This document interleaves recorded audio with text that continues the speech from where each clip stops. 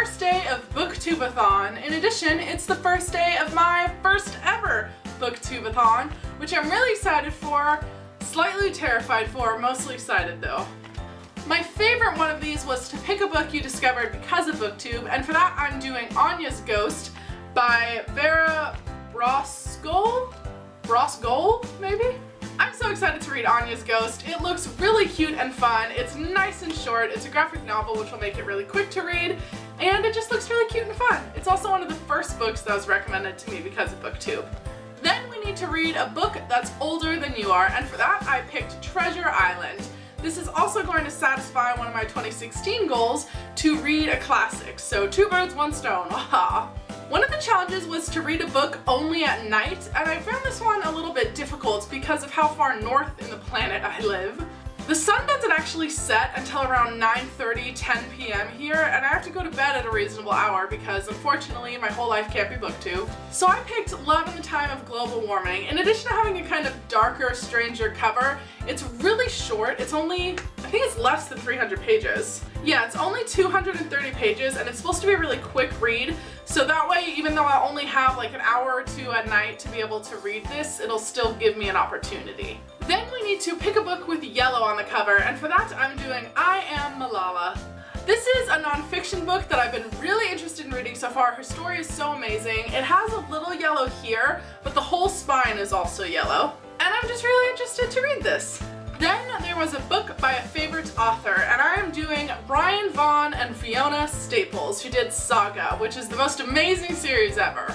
This is volume 6, and I actually already read it this morning. It was of course brilliant, and I'm really upset because it's going to be forever until volume 7 is out, and I don't know what I'm going to do with myself until then, but it's super, super good. Another challenge was to do a book-to-movie adaptation, so watch the movie for something and read the book for it. And I really didn't know what to do for this. I was having a lot of problems where it was either movies I'd already seen or books I'd already read, and I was just sort of struggling to find something. I didn't want to have to go out and like buy a new book or movie.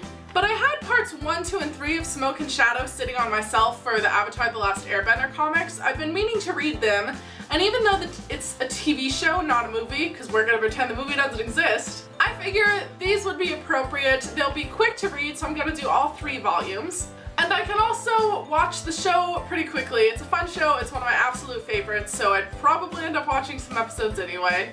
I realize that this one doesn't exactly meet the criteria of the challenge, but I'm not super worried about it because, as Ariel Bissett made really clear in her video introducing the challenges, these are all just for fun. You know, reading is supposed to be a hobby, something that gives us pleasure, not stress. So I'm perfectly happy interpreting the challenges in a way that make it easier for me to do them.